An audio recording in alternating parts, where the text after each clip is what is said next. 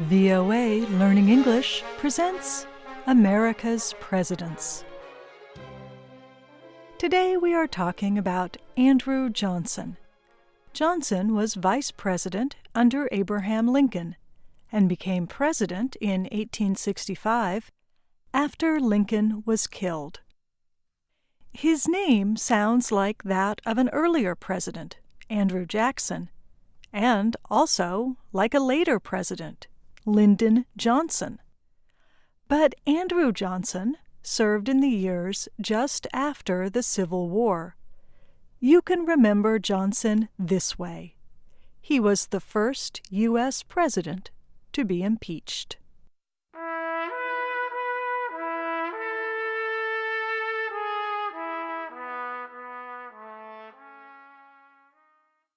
Andrew Johnson grew up in a poor family in the southern state of North Carolina.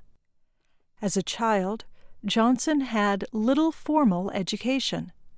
Instead, he trained to be a tailor.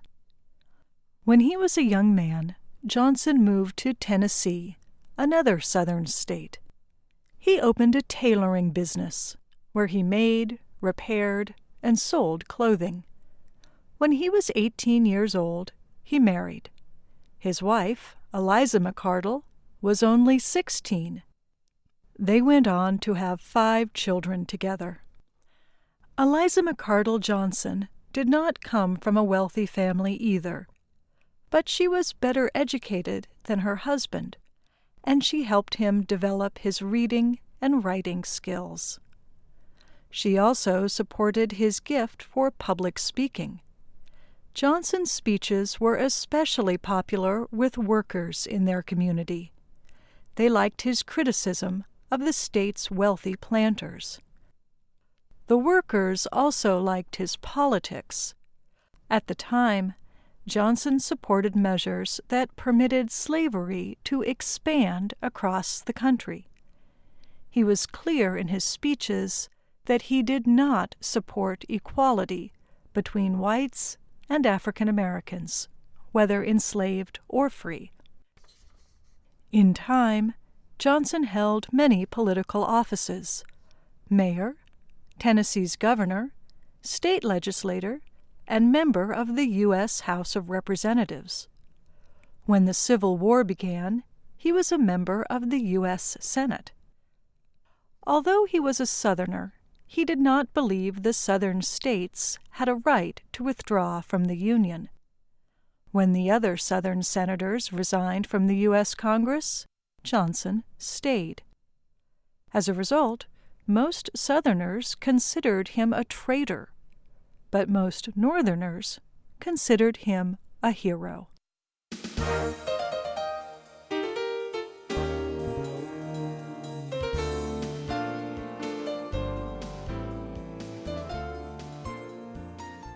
By 1864, the American Civil War was 3 years old. The conflict was becoming increasingly fierce and bloody.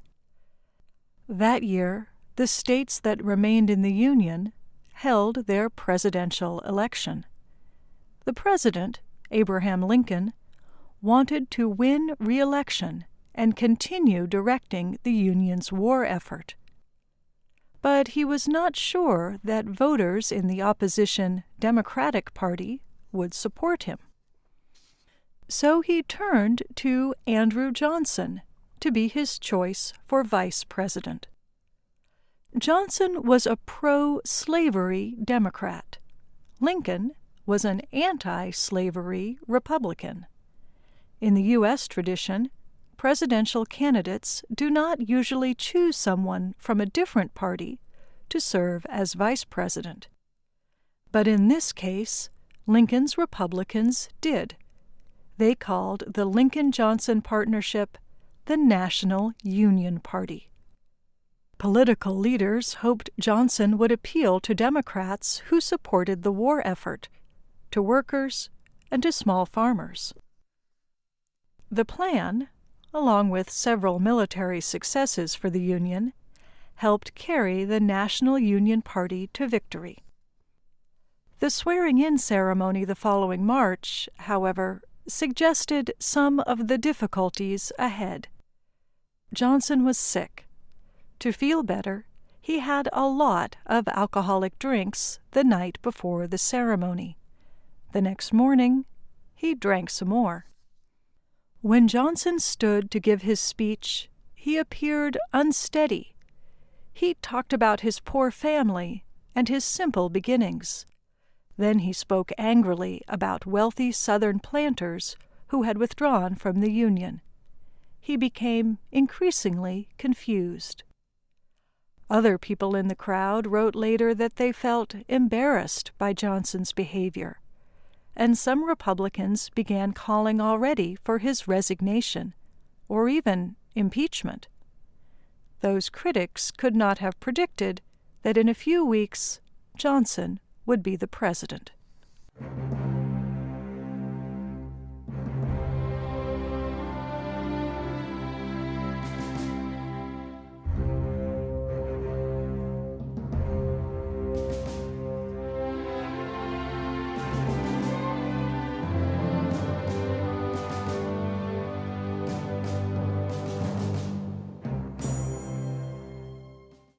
A few very important events happened in the weeks after Lincoln and Johnson were sworn in.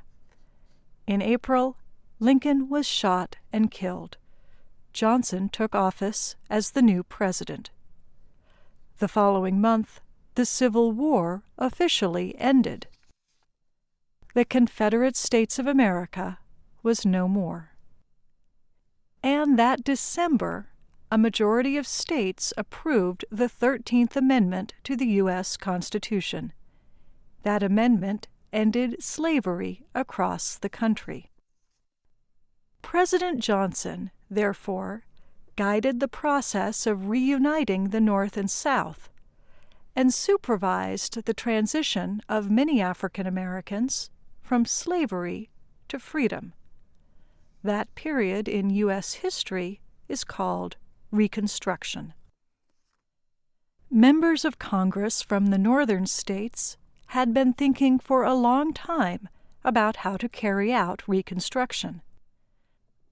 The most extreme lawmakers, the radical Republicans, wanted to punish former Confederate officials and extend political and civil rights to African Americans. Johnson had different ideas. In the first months of his presidency, before Congress had met, Johnson pardoned many former Confederate officials. He also let Southerners rebuild their state governments as they wished. Those governments quickly passed laws called Black Codes. Black Codes restricted the freedom and rights of African Americans. They permitted white landowners to control African Americans' labor, much as they had when the workers were slaves. The laws were enforced by all-white police and militia. Radical Republicans in Congress, as well as African Americans, objected strongly to the Black Codes. When Congress finally did meet, Republican lawmakers voted for a measure to help and protect formerly enslaved people. But Johnson vetoed the measure. He said the bill would give the federal government too much power. Johnson's veto was one move in a political war between the president and many Republicans. In time, lawmakers got the upper hand. The Republican Congress soon took control of Reconstruction. Against Johnson's wishes, they succeeded in passing several major pieces of legislation. One was the Civil Rights Act of 1866. It recognized that everyone born in the United States, including African Americans, although not Native Americans, was a citizen. Another was the extension of the Freedmen's Bureau Act, the measure that Johnson had earlier vetoed. For 2 more years, the federal government was authorized to help people displaced by the Civil War. Finally, lawmakers passed a measure barring the president from dismissing any top officials without the approval of Congress. President Johnson ignored the measure. When he believed the Secretary of War did not treat him respectfully, the president ordered that man's dismissal. In answer, members of the U.S. House of Representatives voted to impeach Johnson. In other words, they charged him with a crime. It was the first time in U.S. history that a president has been impeached. But impeached does not always mean removed from office. The case moves to the Senate. There, senators act as a jury. They decide whether the president is guilty. 2/3 of the Senate must agree to convict the president. In the case of Andrew Johnson, 54 senators considered his case. For him to be removed from office, 20 would need to find him guilty. But only 19 did. His position was saved by a single vote.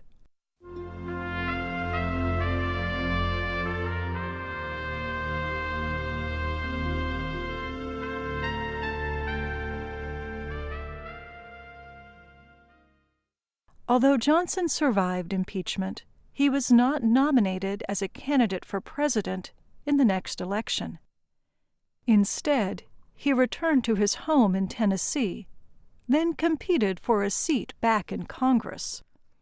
On the third try, he succeeded. Johnson is the first, and only, so far, former president to serve as a senator. He did not stay in the position long, however. A few months after returning to Congress, Johnson died suddenly after suffering a stroke. He was 66 years old. Today, historians have mixed feelings about his presidency. Johnson's supporters approve of his limits on the federal government and belief in a firm separation of powers among Congress, the President, and Supreme Court. But most historians believe Johnson's Reconstruction policies were extremely damaging.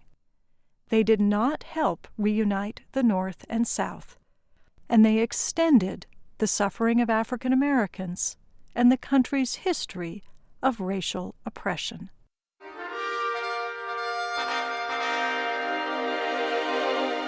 I'm Kelly Jean Kelly.